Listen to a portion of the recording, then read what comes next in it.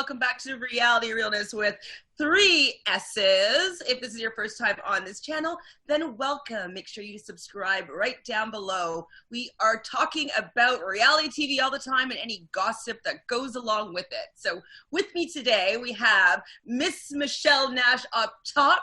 Hello. She's up there, or up there, or I don't know which way. And then we also have Fanta. Hi, Fanta. Hello. Hello. So we're going to be talking today about the challenge, season 35, reunion 2, behind the scenes, behind the madness. Was there any madness? I don't know. Was there any madness, guys? Maybe some like maybe questionable choices. Yeah. Yeah. Yeah, maybe some madness. You know what?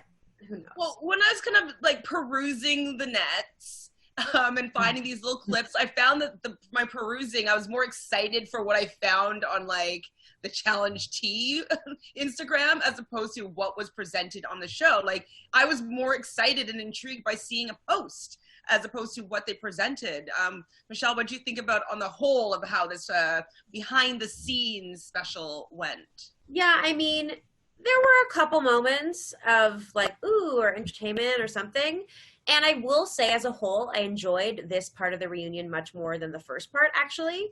And I felt like there was even a little bit more information than last time. But that said, you're right. Yeah, I've been way more excited by following some of the Challenge T pages and seeing what they're posting about. And all the juicy stuff from this episode, I had already seen online through other people's clips and stuff. So it just, yeah, it was a little, again, underwhelming.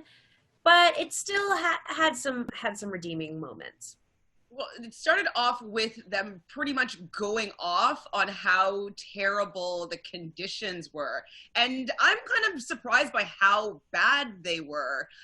Fanta, you didn't seem to be that excited or impressed when you heard that they were urinating in sinks, etc. How did you feel about like the additional, like they brought in all these porta potties and Nelson's peeing on walls and apparently somebody defecated in the urinal? Like, how did you feel about the living conditions of this episode or this season? That really sticks me out because I am the type of person that I do not, and I will not even like pee in the shower. Like, I know that a lot of people out there do it. So I generally just think that's gross. So yeah, this was all just so disgusting. I was like very horrified by it. And again, it just further solidifies why in our next season 36, there are going to be like 15 people who are not returning. I think that they're all probably still trying to recover from that. So have we received any list on to who those people that were so put off by the conditions? I mean, I guess it would all be speculation in terms of if it's condition based, but I would think that like new people that were doing it, if they were like, this is the challenge, question mark, I'm not interested in doing this any longer. Would be not keen to do it. But we know we've got some people that we know that aren't coming back for sure. Such as? I don't remember. Nani. Oh. Is that a thing? You guys mention it later on in the episode, like if I come back or something like that? Yeah, I've heard Nani, Kayla, is Jenna. Okay, Jenna for sure isn't coming back. Melissa's not coming back. Kayla's not coming back. Swaggy, which we already know. Zach, shocker, also no one cares. Nani not coming back. Brad and Derek. Okay. D obviously we know, and Darrell. So those are for sure no's. I want Darrell to come back. Yeah, but I'm like, why is Darrell on a no list? Like, we know he's not going to come back. Like, he has his family. Like, maybe he still gets him. Asked, sorry?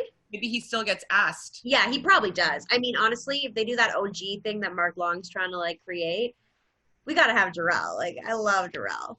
Exactly. Well, Michelle, like we've talked most of the season about these conditions that, for me particularly, I didn't really care for them. And Fanta, we know she loves her sexy pool scenes. So, once seeing a little bit more about like the living conditions, like, do you feel that it was worth it or like it added to the game? Like, how did you feel about it now that? I mean, they really made it seem like it was a huge factor that they didn't really make clear through the season. So I was like, okay, yeah, you guys suffered. Like, it was shitty, I can forgive some of the things. Obviously, I don't forgive the pissing in the sink and all that shit. Like, that's horrifying. I would never stand for that. But I can understand why they're so cold and miserable. They all just want to cuddle up with someone and all that. You know what I mean? So it definitely made a dent. And yeah, I really hope they don't do it again because, like, it's just when they're that unhappy, then we get less entertainment. Yeah, and I think too with like just having the balance of like, okay, let me just like blow off some steam. Like I might be going in today, but like I can go and have a good time today, and then the next day I'm gonna hunker down and go to work and win that elimination or whatever it is. Instead of like being like, I hate my life, it sucks, and I'm going into elimination. I'm cold. I have to go outside to use the bathroom. People are pooping in the urine. Like I would be so irritated, and like I wouldn't want to quit obviously, but like I'd pretty pissed off if that was the conditions that I was like I signed up to live in for like I don't know a couple months. I'd be like, boo. What do you guys think about it being haunted though? I know they had the mini Ouija board scene. Obviously I'm a fan of hauntedness and ghosts and ghouls, but Michelle or Fanta, whichever, what did you guys think about? I love ghosts. And I wish that they had shown more. I know they had like the bag dragging on the ground and the treadmill going up, but I wanted to see more of that. Dude, I'm not into Ouija. Like, I mean, I've done it. It scares me. I of course believe in it. I just, yeah, I wouldn't do it if I was living in a place like that. Totally would not do that. You wouldn't do Ouija board or you wouldn't play the challenge? I wouldn't do the Ouija board. I wouldn't try to like awaken spirits and like talk to them and bother them while I'm in this horrifying place where I might have to wake up in the middle of the night and go outside to a urinal to use the bathroom in the morning. Yeah, that is true. You don't want to be messing around with a Ouija board in a bunker because everything is like so trapped in there and there's no way you can release the spirits. Especially since there were all those energies that Bailey was talking about. Well, yeah, I don't know if either of you know, but my grandmother was a medium. Did I tell you this? Oh, I think you did. Yeah. And I've been recently, a lot of people have been coming and asking me for mediumship readings and stuff like that. Like I read tarot, fine. I don't usually do mediumship, but sometimes in my tarot reading, I'll get messages from the other side, whatnot. And so I feel like I've told you the story, but maybe I haven't. I was meditating here, just like doing like a little guided meditation, whatever. And I swear that my deceased cat walked across my thighs and sat down on the couch beside me, and I could feel the depression in the couch, and I could hear her purring in my ear, like and I can feel her. She always does the kneading, and like it was so loud and so visceral that like I opened my eyes because I thought I was so confused because I'm like, she's dead, and I could feel her so like vividly. And I'm just curious if like I went into that bunker, if like I would actually really tap into like the ghosts that were there, because that was the most like I've ever felt from a presence that wasn't in this 3-dimensional reality. It's freaking nuts. Yeah, but I would probably play around with the Ouija board. There's something. Of course you would. That's not a surprise to me. Not a surprise. It'd be fun. When I was like when they're talking about all the stuff in the interval, my face was like this the whole time. Like the whole first part of the episode, I was like,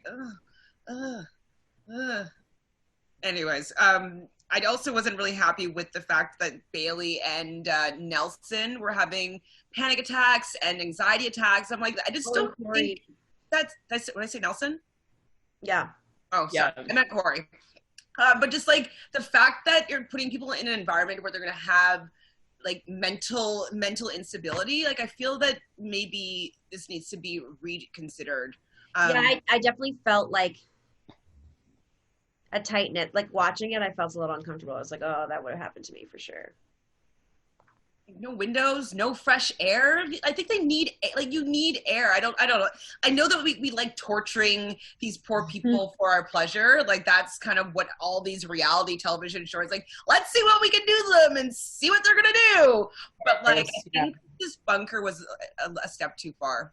It was a step too far. And that was what both parts of the reunion was missing, was the guy whose idea this was. That would have really tied it all together. That would have been so amazing. Imagine, like, everyone would, what do you have to say for yourself, Mr.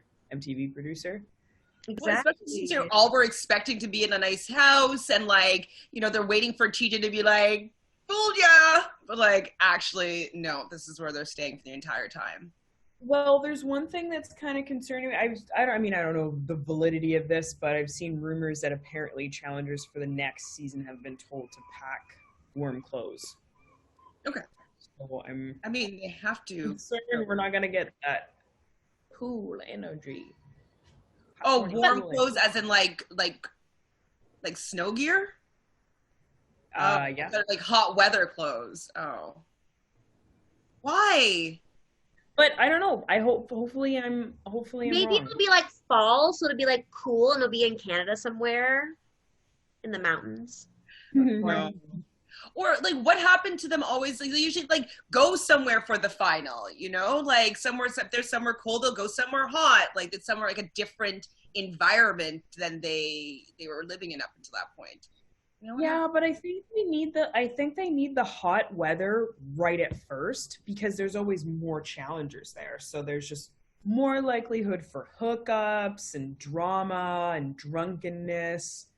But if you have it all scaled down where it's just finalists and they're going somewhere hot, it's kind of like, meh, that should have happened in the beginning. Yeah, it shouldn't be anywhere cold, really. Maybe for the final, but I think, yeah, just for the final, put them somewhere cold, yeah. I'm okay with that. Sorry. We kind of talked about this at one time before. I can't remember when, but how would you make your decisions on where you would bunk?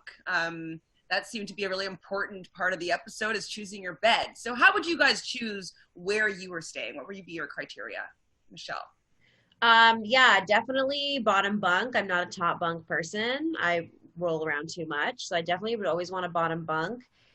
And yeah, you want to get as much like cubby space, as they said, as possible, and like being away from the doors so you can get better sleep, more, you know, tucked away as much as possible. That'd be my strat. But I'd also, more importantly, would want to be near at least one person that I like trust or whatever, or like get along with in some kind of way.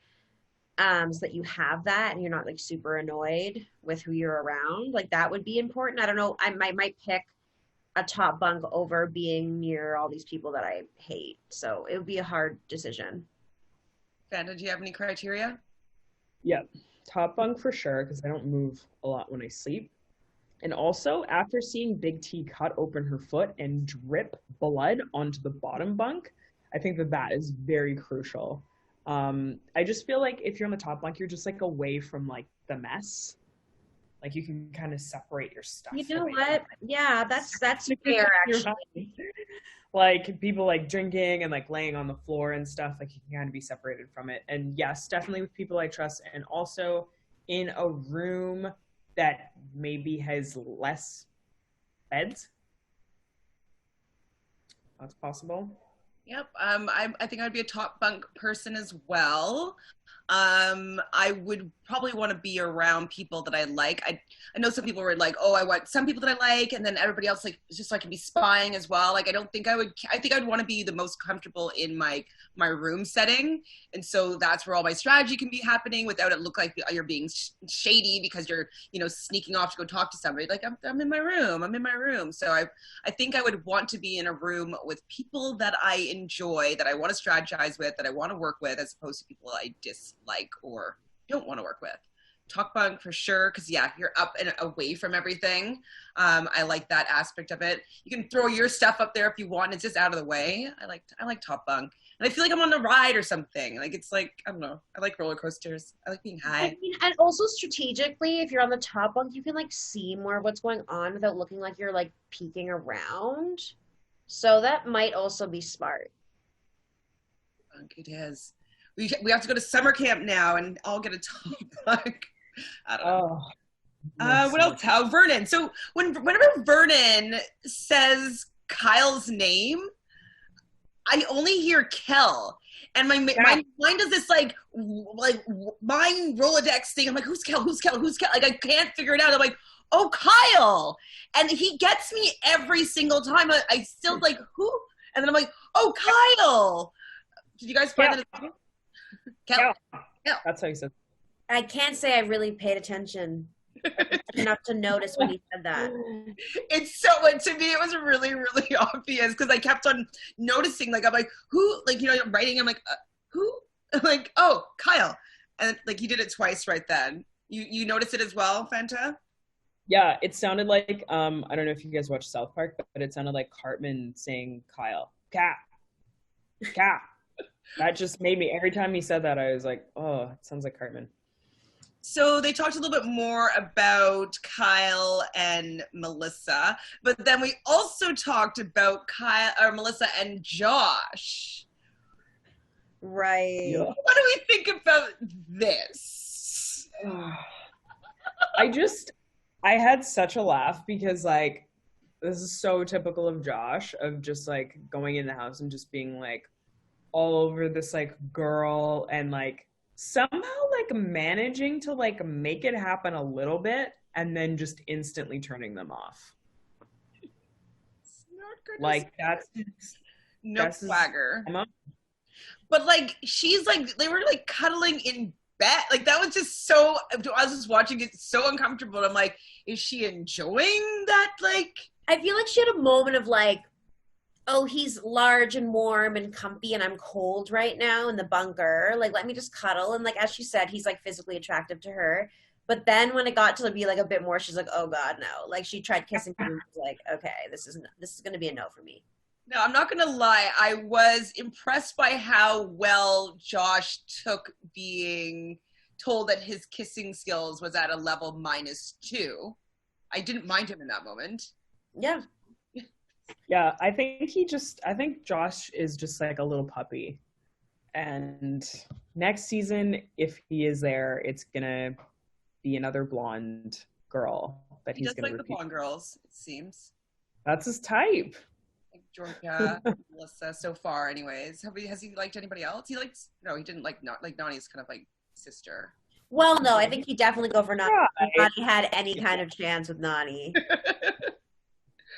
How would you feel if someone rated your kissing skills as a -2? I would slash their tires, probably. If they said it publicly like this on a reunion episode, yeah, there's gonna be tires that are gonna get whoosh, whoosh. I mean, I honestly, like, that would be horrifying, but you take that risk when you drunkenly, like, max someone on a reality show, so. Now, did everybody change, or like was it just Nani and Jenny that I noticed? Because Nani looked like awake. She's wearing a different outfit. Like, it was actually a completely different person than she was first part of the reunion. Yeah, I don't know. Some of them maybe filmed certain parts on different days, maybe, and like they did it in different groupings and stuff. I don't think it was all done necessarily in one session because there's probably so much to cover, and then they had to figure out like what to edit together, you know?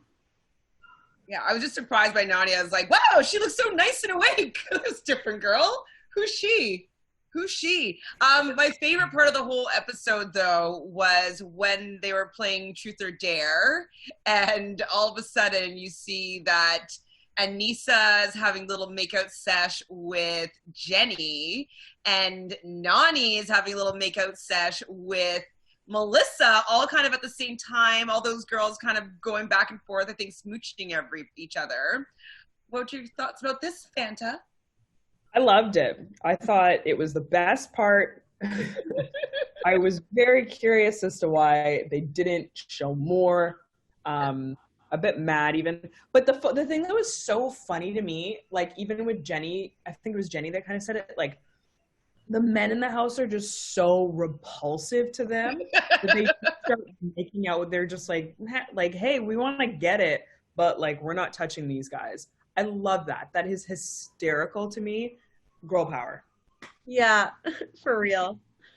I was just so happy to see them having a good time. Like, we didn't really see much of them having a good time within the bunker. It was always like some big fight or getting ready to leave somewhere, or like, you know, going in the confessional and talking to exes that were, you know, unfavorable human beings or whatnot. So it was nice just to see that there was just like a light and carefree moment. Like, why the heck didn't that get cut in there? If you can cut all of D out of the entire season, like, can't you have just inserted a little bit of truth or dare on one occasion? Huh? Exactly. Who are these people? It could have been the editors don't think that we want to see this. Like, I feel like, of course, that's what we want to see. I want to see like, ooh, Jenny and Anissa, like they kind of are crushing a little bit. I like that. It was so cute. Yes.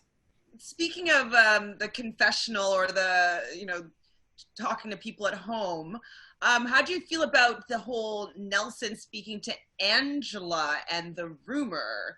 So it seems as though there was a tweet going around that Dee and Nelson had hooked up at some point, and Angela found out about this while Nelson was away on the challenge with Dee, obviously. And either of you have any more insight towards that situation? I never even heard about it.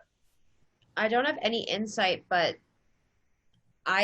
what a comment at a left field. Like, I feel like that was like Jenny like planting seeds with her friend, with people to like stir up some random shit, because like obviously she was hooking up with Rogan. Wait. Dee. Oh, Dee. Yeah. And like it just seems like such a random rumor. But also, like, how can you expect Angela to not think that it's true? Because oftentimes those type of rumors are true, because people hook up on the challenge all the time when they have significant others. She has been. So, especially since he's cheated on her multiple times, they don't have a trustworthy relationship. Why is it wrong for her to assume that he's lying to her? Like, I just thought that was like, you know, I thought it was really gross the way Cory was talking about Angela, because I'm like, you're not in their relationship. You like, he's done so much shitty stuff to her as well, and like, it's not a healthy relationship, sure, so you can say that, but you can't be like, oh, I hate this girl, and be trashing her when that's like your best friend's love of his life or whatever. Like, I just thought it was like well, I couldn't find any evidence. Let me just quickly, 1 sec, like, of Cory not liking Angela. I kind of looked around a little bit, not very well, but I didn't find any evidence of that. So I don't know, you could it seemed to be like in reference to like something else, like with the way that Nelson was like talking about how she was like the love of his life. Like, it seemed that it was just like an ongoing thing that Cory didn't like her. Yeah. But you did see Angela's tweets, right? Like, as a response there. So Angela's tweets, like, as a response to like that moment in the reunion, she was basically just like, I just find this like so shitty, like, Cory, that you're like just shitting on me like in this reunion, when I know full well, and like a bunch of people know full well, that you've been cheating on Taylor, or you've cheated on Taylor. So I think maybe it's a situation like, yeah, I just think that he just doesn't like her for whatever reason. Who knows? And maybe Angela has like said to Nelson, like, Cory is a bad influence. Like, I don't think you, Nelson, should hang out with him. Maybe like that's where that rift has come from.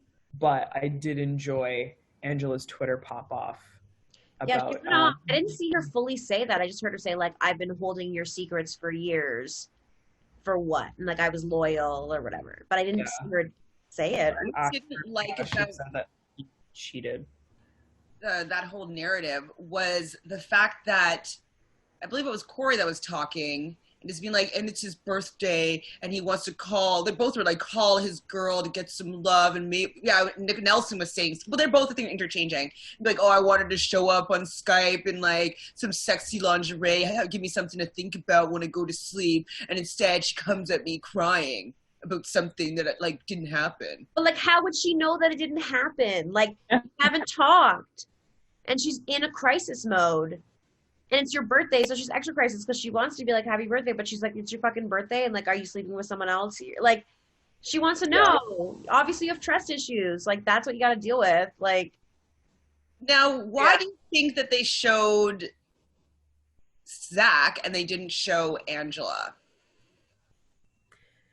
I feel like they just wanted to, like, they want to keep something for shit they should have shown at the end, or like they only have so much room and they want to focus in on certain storylines. And I think at the time it didn't measure up to the drama of Jenna and Zach, maybe. Now, okay, go ahead. I think that with Jenna and Zach, it's just it's a constant storyline. Like, it's not just in that season, so like they kind of have to cover it.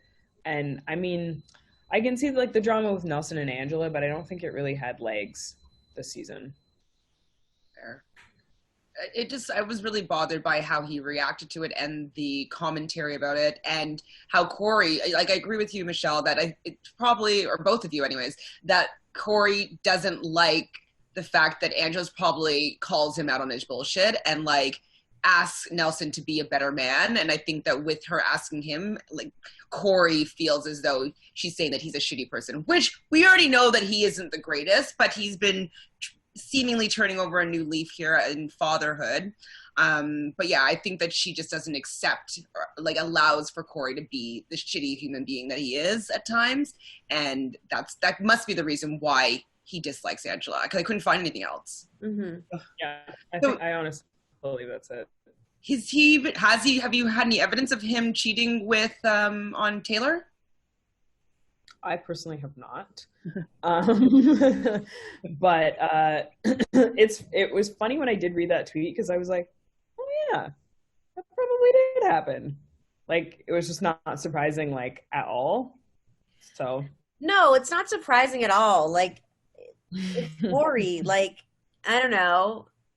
It's his second like child with this person, and like he already, I don't know. Maybe he hasn't, but also like we're not a Taylor stan over here, so yeah, serves her right, basically. Not serves her right, but like she's kind of a terrible human being, and so like how she got Cory and all that whole thing was really, really uncomfortable, and so he knew what type of person he was dealing with. And she wanted I think when he got her pregnant, he wanted to not leave another person when he got them pregnant, and he'd already left Cheyenne. So I think he's been like with her to be like, I'm standing by and with my kid. But eventually, I'm sure, like, you know, he'll want to. Now that she's like not able to go on Teen Mom or go on any other MTV shows. Yeah, like, now she's canceled, and he probably doesn't want to be canceled from that. So. Okay, so this is just a tinfoil hat I'm placing on my head here. Do you think that Miss D planted that rumor to give herself a storyline of some sort? I don't think that's so much tinfoil hat, as it is a very high likelihood that could be some. Yeah, I think it's high likelihood. Yeah, especially since we've heard like she was trying to do it this season, like for the next season. I mean. Now that we're all so aware of pre-gamers, and I think, and like leaks and things like that, I'm sure Dee's just always scheming. Have we heard any more about what she's done since? Has she ended up suing? Like, has she gone back to Australia? Like, has there been any news of what she's been doing? I haven't heard anything. Yeah, me either. No news. Go on. Yeah. To say. So crazy. Did you guys enjoy the Instagram photo that I sent you of Ninja? Oh my gosh. She's gonna be the next season. I know she's gonna be on. I know it. But like, have you seen all of her racist tweets? I mean, hopefully that they will have seen that actually by now, because that might have just popped up within this last week, maybe. Because that's what people keep saying. They're like, no, MTV has seen these tweets, like they've just been ignoring them. Yeah, maybe. Because like I understand it happened in the past, but so were Taylor's, and you still used that. You know what I mean? So like, if you're going to hold someone to that standard, you got to hold everyone to that standard, right? Well, they're not as specifically. I think we might have talked about this, but that Jordan kind of made a deal with them and being like, I want to step away from the challenge for the next couple of seasons and, and reflect on my character and like the things that I've said in the past, even though like I've worked through them with Naya, etc. But like he stepped away, apparently. Rogan, I know it says that he has having a procedure or something, some operation, but I believe that it might have been from some racially insensitive and transphobic comments that he had made that might have been a reason for him to stay away. It was never confirmed, but it might just still be that he's caught up in legal issues. Who were the other people, Fanta? So Jordan, Rogan, D, Bear. Who else wasn't? Maddie. Maddie. Yeah, Maddie too. Maddie had some racially insensitive tweets, and apparently she said some stuff in, what was the show that she was in? Party Down South? Siesta Key? I don't know what the difference are. All of those shows, like Floribama Shore, That's what she's from, Floribama Shore. What's Party Down Under? What's that? Party Down South? What's that? Okay, yeah. No, she's Party Down South. Is that a show? Or are you making it up, or is it like a tagline? Oh, I looked it up. I was like, oh my god, did I make this up? No, this is a show. Okay. Oh, Maddie's in that too. Maddie's in Party Down South, and she's also in Floribama Shore. Okay. So I was right. You were right. Yeah. Actually, wait, I'm wrong. I don't think Maddie is on Floribama Shore. Is she or isn't she, Google? No, she's not on Floribama Shore. So I was wrong. Gus is on Floribama Shore. Gus. Remember Gus? Nobody remembers Gus. Sort of. I remember the name, kind of. War of the Worlds, Jenna's partner.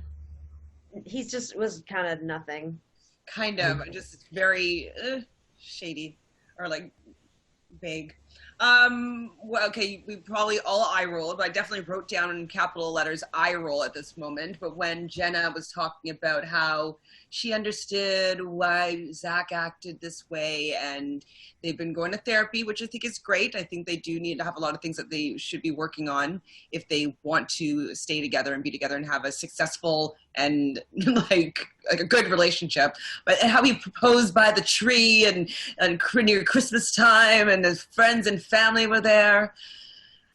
How'd you guys feel? She validated his reaction. Yeah. To what happened. So she's saying like, yeah, it's totally understandable that he freak out. Even if it was a message saying, I hate Zach right now and we fucked and we will fuck again, ha ha ha. Like even if it says like something so blatant or was nudes or whatever, like it happened 2 years ago.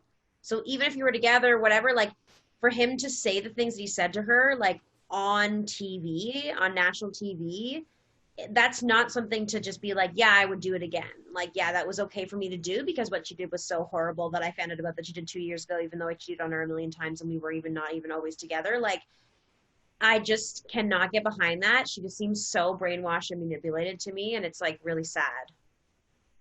Yeah, I totally agree with that. It is really sad that she just constantly is backing him up, and she even mentioned that as well. Like the part that I really rolled my eyes at was when she was talking about how like people keep talking about their relationship, and like I mean even if you look on Twitter and like every time she gets into like arguments with people and like she's constantly fighting and defending Zach, and Zach's getting in there. And it was funny because when Cory talks about how he like posted the meme with like Johnny Bananas reaction to Pauly dancing at the like one of the last reunions or whatever, and then the caption was like, so Jenna and Zach are engaged, and everyone's like talking about like what the hell is this about, and Jenna's like oh, I thought that was so stupid, like if you're gonna talk shit about me at least tag me in it, which I find so funny because like anytime people have tagged her in it, then she's like, keep my name out of your mouth. Exactly. So it's kind of like, what? Well, I mean, everyone can say like whatever they want to say. Like Zach is such trash and you were brainwashed and it's really sad. And you guys made the choice to have this thing be public on TV. Like, you made that choice. Even couples who become couples on the show, you don't see all the underneath. They choose what they want to bring forward, and they're so unhealthy that this is what has happened, and we've all seen it. Like, these are choices that you've made, and now she's been manipulated so far that it's like, I don't know how she could get pulled out at this point, but like, you can't be like, how dare people talk about it. Like, that's what keeps you relevant, and that's what keeps you getting called back. If you didn't have this drama with Zach, she would have been nobody. She wouldn't have been asked back seasons ago. Well, yeah. or she, you know what though? If she didn't have drama with Zach, like if none of that whole thing ever happened, she might have just been a good competitor on the challenge. Like maybe, but if you don't have enough drama, like you still, especially when she was still starting, like they didn't always just bring back the good people. There were some good people who only did one season or whatever, you know, like you still had to be bringing something to the mix. Yeah. And I'm not saying she wouldn't have otherwise. I'm sure she would have in some capacity, but this like storyline has lasted her like so many seasons. Yeah. Well, it's forever now. She's made money off of it, really. Like, so. Yeah, I mean, I know that it sucks if people, especially the world and the internet, is like coming at you for your relationship. But I wish that she would just maybe listen just a little bit. It's like, why would everybody be saying these things about this person that has not been treating you that well? Like, if millions of people, I'm sure there's millions of people that do not feel that he is a good partner for her. And why does she feel that she's being attacked? You know what I mean? Like, sorry, go ahead. And even still, like, even if you felt as though whatever, these are just stupid people who are watching the show, even if you felt that way, I just find it interesting because it's like, also like, it's so clear that Kayla and Nani are not for Zach. Like, you would think that at the very least that your two best friends would be people that you would listen to. Like, are they going to walk in the wedding party? And also, wasn't it teased that Nani was going to have a comment about Zach? Did that happen and I just missed it, like last week or something? Because I remember just seeing like a commercial clip where Nani said something unfavorable about Zach. I mean, like, that, like, I don't want you with that guy, or he's a shitty person, something like that. You remember seeing it? Okay, I'll find it and show it to you guys. Anyway, it did happen, I think. It wasn't just a dream, and I thought that we are going to be seeing the resolution of that, of Nani being irritated by Zach and just being honest with Jenna about it. I think she pretends to be okay with him because she wants to be around for Jenna. Yeah. Because otherwise, Zach will not let her see her, I think. No, I know. She is going to be a lonely girl. She ain't going to have no friends very soon. It's just going to be going away, locked away in Michigan. Like, she's not going to be not allowed to do the challenge anymore, not allowed to talk to Nani anymore, probably not allowed to talk to Kayla anymore. Like, no. Yeah. No more. The thing that really rubbed me the wrong way was like at the end of this episode as well, and they were talking about like their regrets and everything, but I'll just say Jenna's, but when she was like, oh, like, my biggest regret is that like we let like drama outside the house like affect our game, and like specifically with like her and Kayla, and like the three of us of Holy Trinity could have gone like the whole way. And I was like, yeah, but you did let that affect you. Like, you just said earlier that you would have left the house again if it was the same situation. So what you're saying is like completely irrelevant. And in fact, it's like very frustrating. Absolutely. As someone who's like, I've like loved Jenna for so long, but after the season, I'm just like, you've kind of dug your own grave, and I'm tired of watching you, and I'm tired of watching this like emotionally abusive relationship with Zach. Agreed. Good riddance. Well, then, what do you guys think about Bailey and Swaggy? And they're talking about how they got married, and they were supposed to have an actual ceremony with friends and family during the time of quarantine, and so they kind of told everybody. I guess it wasn't really clear that they were married. I knew that they were married personally because my mom loves them and like she outsourced all this information. She's like, I think they got married in like, I think it was like the Bahamas. Like she's sending me their marriage license. And I'm just like, I'm not a big fan of them, Mom, but thank you. I got the detail. This wasn't news to either of you, right? I didn't really like know that if they were married. I assumed they were married by now because they got engaged like a while ago, but I didn't really think about it. It wasn't like some big secret to me that was revealed. I was just like, oh, okay. I also want to point out that moment where she was like, we're so happy, and then he was just like like I'm just waiting.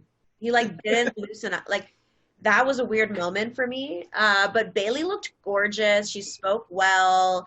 She's great on camera. Like, you know, Swaggy had some moments where he was like, yeah, and then other moments where he was just like, fuck this.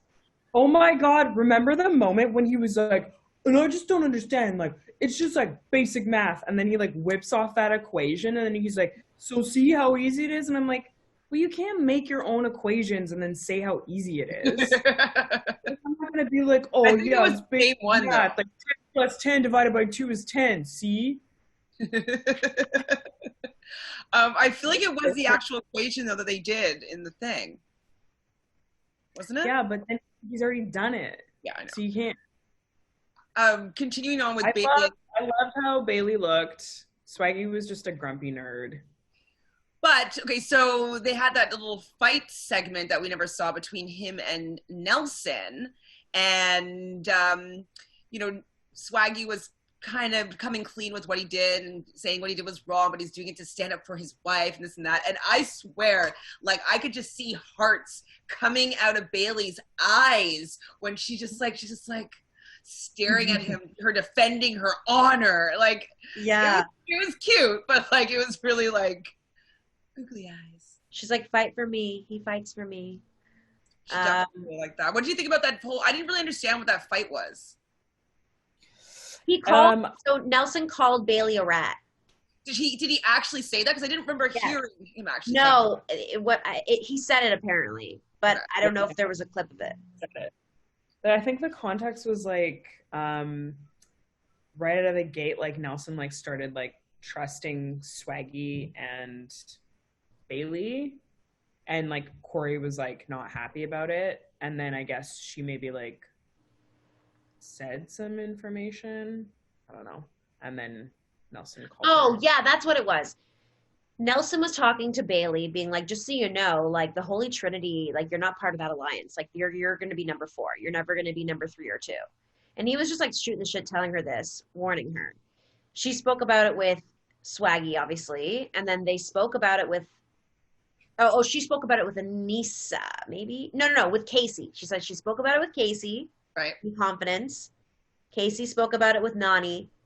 Nani apparently went to Bailey and was like, don't worry, it's all good. It's fine. Like, I'm not going to say anything. But then Nelson found out, I don't know, that it was said to her anyway, and he freaked out that, like, oh, Bailey went and told the Holy Trinity what he said, but that wasn't really how it happened. You know what I mean? Yeah. That's why I just was like, it was so confusing. I was like, yeah. What? She said nothing to somebody, but anyways, okay, I get it kind of now. But I mean, like, that's such like classic Nelson, and like you would think like with all of the blunders that he made in this season that like he would have sort of improved toward the end. Like you would have thought that like for the amount of times that Nelson has apologized, he would like learn not to call women rats. Well, and this is, I don't remember exactly what the quote was, but I read it within the last week, and it was something about, like, when somebody shows you who they are, believe them. Like, you know, we know that Nelson isn't a good and kind human being, and he doesn't treat women well. We have been shown this multiple times. Even Kayla has mentioned the fact that he is always apologizing. There's no more Band-Aids that we're going to put on his shitty humanness. Like, he's not a good person, and I'm not going to be fooled anymore by the fact that sometimes he's a little bit funny, that he's going to throw away $1 million for his best friend Cory because he's such an honorable gent. Like, he's not a good person, and I'm not going to be fooled by it anymore. Done. Done. You can't, like, funny, I don't even care anymore. It doesn't matter. We have to remind ourselves of this next season. It's like they tell us about childbirth. You forget how bad the pain was until you go through it again. It's like, okay, it sucks. He sucks.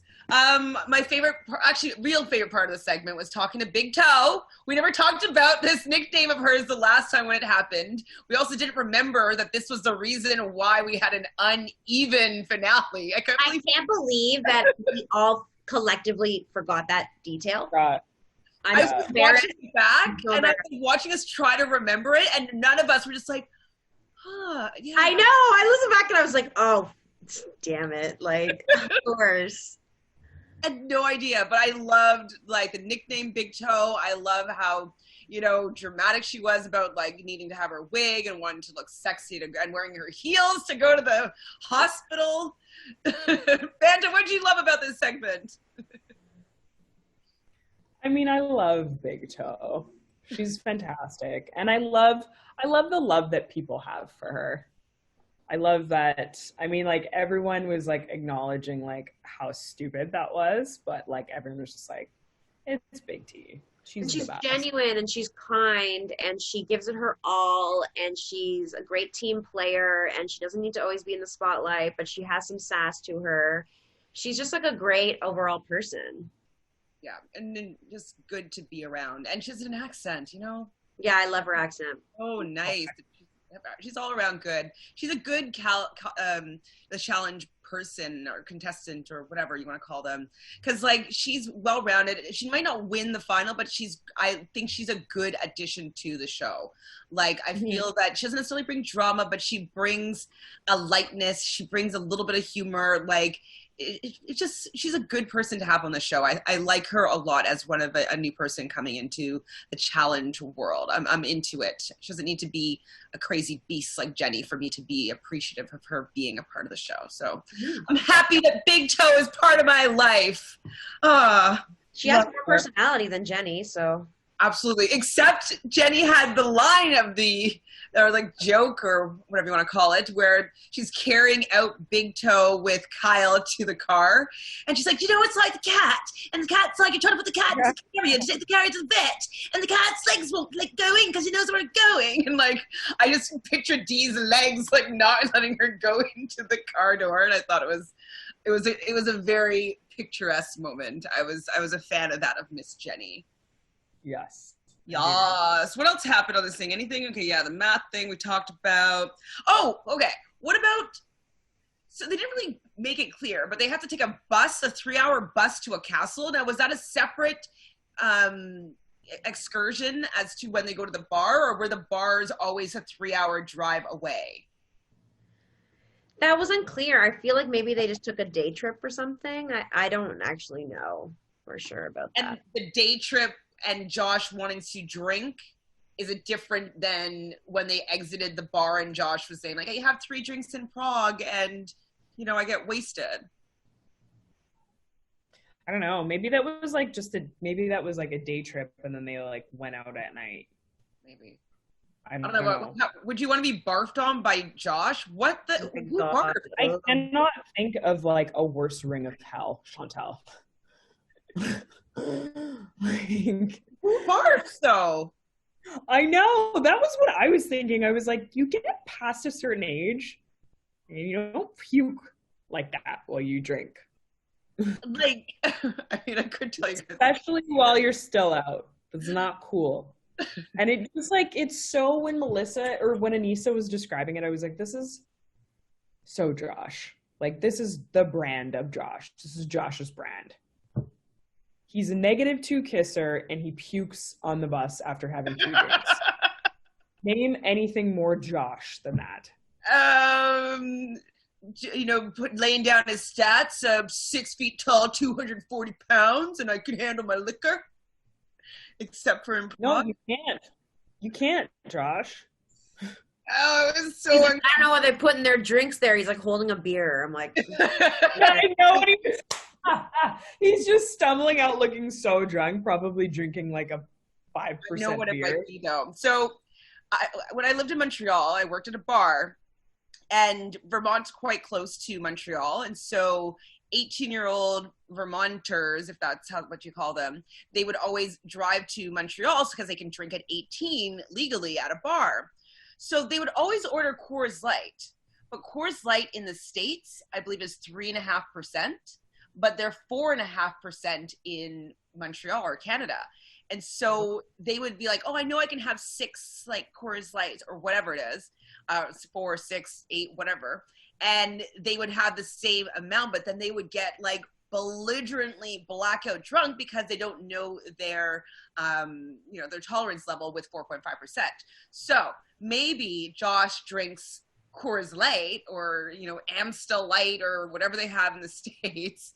And they go over there in Prague and they're having like some, I don't know what Prague beer is, but Belgian beer, we'll say, which is like 8.5%. Like, it's a big difference. Like, having like Leffe Blonde or dark is like 8.5% for a beer. So that could be a thing. I don't know what kind of beer is in Prague though, but skipping it. Pilsner or Kel is the only one I can pronounce. What's the percentage? Because like standard beer is 5%, but maybe he's like a light beer drinker. He looks like he'd be a light beer drinker, like a Corona, 4%. Right, 3.91 or something, I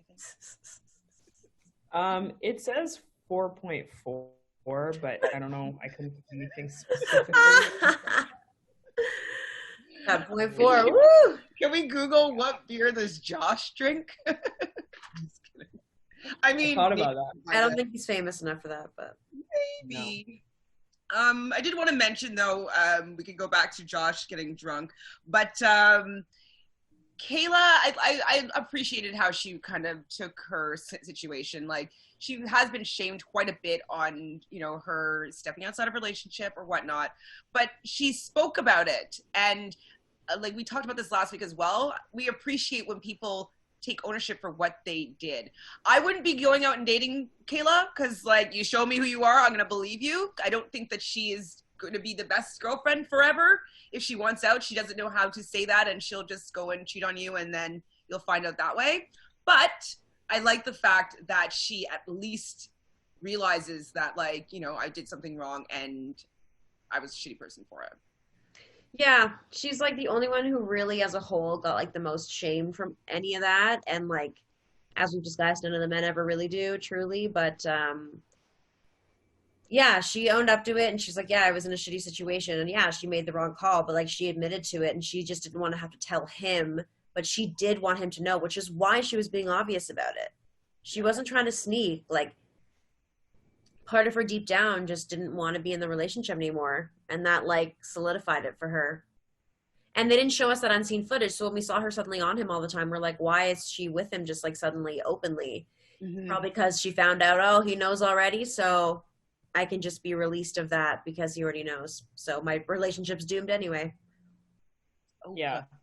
I quite liked Kayla after all of this. And again, like I've said before, I think she got way too much shit for her actions because there are so many guys on the challenge who've cheated on their partners and just so many people in general. So it's just kind of like, let's not shit on Kayla anymore. Yeah, like what about Tony every single time he's been on the show? Like night one, every time. Oh God, yeah. It's so bad. I don't like that. I like people like getting together, hooking up, like whatever, but I don't like anybody that's like a third party that's involved that's going to have their heart broken or be devastated by this situation. Like, I don't like that drama. At all. I don't at all. I laughed pretty hard at Nani's missing veneer. Okay. That was a good moment. I think that they would have like fixed it for her, but no. Like, God. It's funny because I didn't even notice. Me either. I noticed that, like, when they showed that clip, I think. Yeah, when they showed the clip, I noticed, but. No, but I mean, when that scene happened in real life, I remember thinking it, I believe. Oh. Not registering that it was something gone. I just was like, oh, she's like an uneven tooth. That's what I thought. I can't believe they're crawling on the floor at a bar in Prague trying to find her missing veneer. That's really funny. No, it's so funny that like Bananas like was like, yeah, that was on the floor, and they just like jammed it back in her mouth. So gross. Might as well put it in the boot shot. Oh. The one I think was a missed opportunity though was when Kyle was talking about that, you know, his terrible car moment. I really wish they had a clip of his father reprimanding him or like talking about how he's embarrassed or whatever, something about his dad. Because, you know, if he's like best car driver in the world, like I would have liked to have him have a little clip. No? Yeah, I'm curious. It's like, do we know who his dad is? Have we looked him up? I haven't looked him up.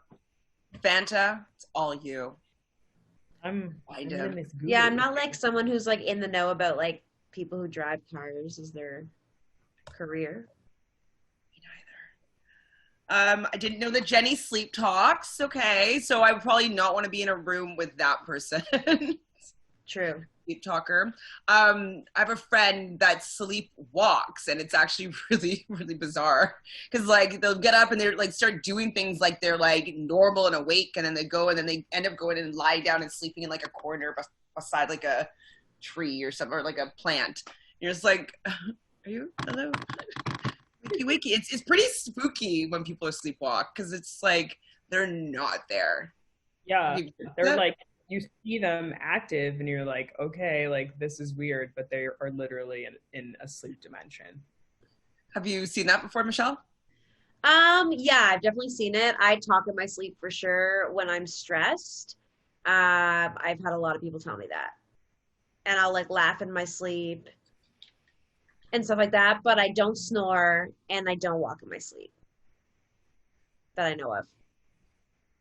I think I only snore if it's like really hot or if I'm drunk. I like sleeping on my back, and so that's like the worst spot if you want to sleep. If you might snore, what about on your side if you don't want to snore? Just things. Is that it? Did anything else happen? Oh my god, it's like No, not much happened, honestly. Is that really it? Not much happened, but we had fun. We had fun. I mean, on a whole, this season, what do I think? Obviously, I love the challenge. Any challenge is good challenge. It's always fun. I'm realizing what I like about the challenge is what the old seasons had to offer, and it's like pool scenes, the makeout before anybody's really tied down to relationships. Not that I'm against relationships, but I do like the freedom of people just, getting to know each other without having significant others to be worried about. And the challenges aren't necessarily what draws me, is what I've learned from this season. Fanta, what have you learned from this season? I mean, I've probably been a broken record, but now we know the bunker format definitely does not work. Red Skulls could work. It just needs to be fleshed out a little bit more and needs to have some better rules. And we just need more OGs back. I'm definitely a fan of new people. I love that Jay really smashed it this season, and I'm really looking forward to seeing him in future seasons. So I'm always game to see new people. It would just be nice to see some more OGs. And more competitive, like, OGs too. One that could like be, like a Landon or Brandon even, or like there's a lot of Derek even, like there's a lot of people I'd like to see that. Derek made a return with Dirty 30. I'm like, yo, like come back more, someone who never gives up. What I love is people who take it seriously in whatever way that manifests. That's what I love about the challenge. That's why I think I love Wes, and I can't fully hate Bananas. I just like people who go 110%, go for it, and are entertaining at the same time, and really just like have fun and give it their all. Yeah. And I also, I really don't like the bunker. At first I didn't mind it, but honestly, you guys are right, totally. And I also agree the Red Skulls I think is a great idea. They just need to refine it, make it better, make it make more sense. Yeah, I agree with you. And with me saying like I don't care for the challenges, like I do like regular people that come in and then they become these awesome things. I don't think I care, like I don't care that Jenny's just an automatic, like amazing person at this. Like I feel like I want people to be a little bit more underdoggy, or like that's why I think that I like the OG's arc better. Like I like Wes being like, you know, he's gonna be a beast. You know, he's gonna go out there and get it because he's trained within this challenge. He didn't come in as a beast. I think that that's the difference that I like, is the people that have been working within the challenge to get better, as opposed to just like coming super skilled outside of the challenge. I don't know if that makes sense. Mm-hmm. I agree 100%. That's what's really exciting about it. Yeah. Like, you know that Jenny's like a really good comp beast. Sure. But it doesn't, I'm not rooting for her. I'm not like, oh, is she gonna do well? Like, oh yes, like I just am like, I'm like just when you finally see Paula succeed and get good, like her last 2 seasons or whatever. Right? That's what you want to see. That's what you want to see. Like you saw the struggle, you saw her be awful at everything, you saw her just be like a scapegoat and lose, and then you saw her like endure and get better and want it enough and made it happen with a really, really good partner both times. But you know what I mean. Yeah, I don't know. I just like, I'm not sold on the Jenny story. I mean, I like her, and if she comes back, I'm fine with it. I'm not like against her being part of the show, but I guess people coming in that are just super physical like that, it doesn't, like in Ninja, like, I mean, she didn't really follow through with what was probably expected of her with her Ninja Warrior status, but like, you know, with people coming in like that, I don't care about their success in the show. Yeah. I don't. No, I agree. It's just not that interesting to see somebody who like literally trains like every waking moment of the day. Right? And like even Turbo. Yeah, even Turbo. I agree with Turbo. It's like you just bring them in, and then you're basically just bringing them in to win. Exactly. You know, like with Turbo, yeah, there's just not enough about him that was like really a draw. And he was unhinged, man. Like he was I wouldn't have minded if like him and Nani ended up having a thing. I was surprised it didn't really go anywhere, but that might have been a little bit interesting because he did really care about her. They had like a nice little bond. I liked that element of their relationship. So if that went further, maybe it would have been a little more interesting, but she probably recognized that he was a little bit too unhinged for her to be able to manage, and too much of a language / maybe cultural difference for them to be able to really work on anything outside of the challenge partnership. It kind of reminds me of a scenario where like MasterChef, you've seen MasterChef, the TV show. Mm-hmm. So these are like at home cooks, like learning how to compete on a professional high level, you know? Cool. Like that's really interesting. And that works because it's people working against people that are kind of their peers to get better, to succeed. But if they brought in a professional, like Michelin star chef to compete with these master chef at home chefs, it's kind of like, okay, well, like obviously he's going to be good at that because he's done it many times before. Like that's what's cool about MasterChef, is that they've never done it before. They're trying something new and getting better, and like you seeing just natural talents out of people. So that's my comparison. Go ahead. That's the thing too. It's like if you have somebody like Ninja and then you have like Jemmy on the same season, like the disparity there is just way too big. It's way too big, and like, yeah, it doesn't seem right. Someone in the comments was saying that Jemmy said that she wasn't coming back ever again. Have you heard about this? Yeah. I've seen her post things of the like on Twitter before, just like referencing that she wouldn't go back. But I mean, never say never. I just don't think she sees a point in it for herself now. Especially if it's going super comp beastie like this. Mm-hmm. Like, they are giving money to people from outside of the challenge, basically. I agree. I don't think she's happy with MTV. Like, you know, with everything that's going on, I feel like she's sort of, you know, I don't think she's about it anymore. Yeah. Or you were going to say something, Fanta? I mean, I haven't seen that new stuff that she was saying, but the last that I saw, people were asking her if she was going to go back to the challenge, and she said, "Why do you think I have a personal trainer?" Oh. Like, this was a few months ago, so if she's saying all this stuff now, then maybe she's changed her mind.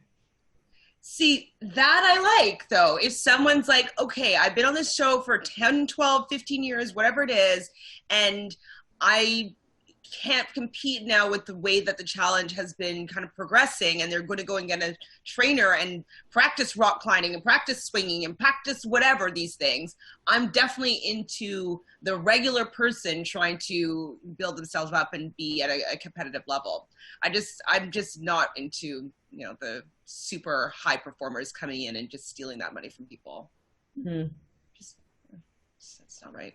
It's not right, MTV. Don't do it. We don't like it for that. They don't understand. I guess we have nothing else really to say about season 35 other than the fact that it wasn't total madness. I mean, I guess there was a little bit of panic attacks and some anxiety attacks and some fights, but it wasn't really madness. I obviously, and you do too, still want to talk about this challenge moving forward. So let's discuss what season we want to do a rewatch of.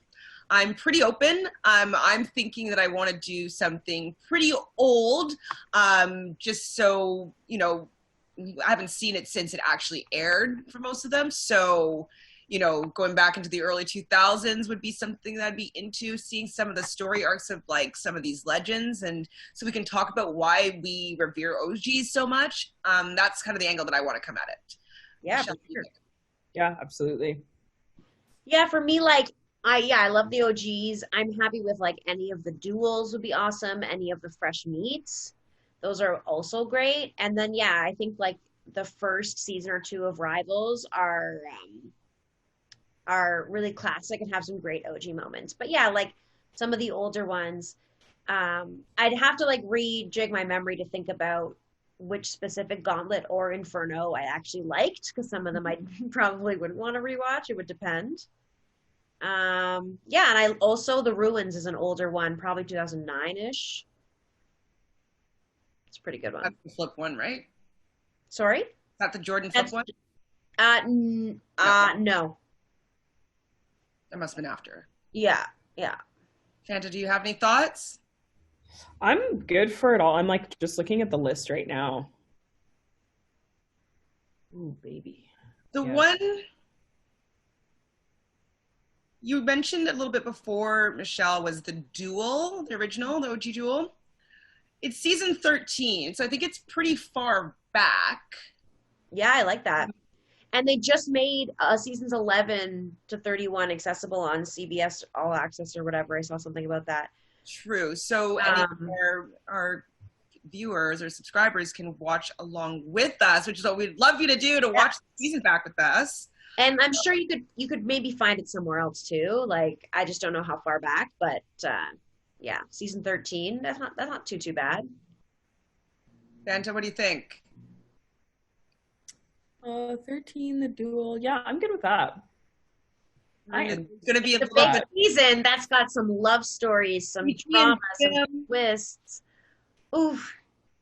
Am I ready to relive this? Like, it's been a long time. 10 years. Is it this one? I don't want to give it away. It is. Oh my God, I cried. Okay.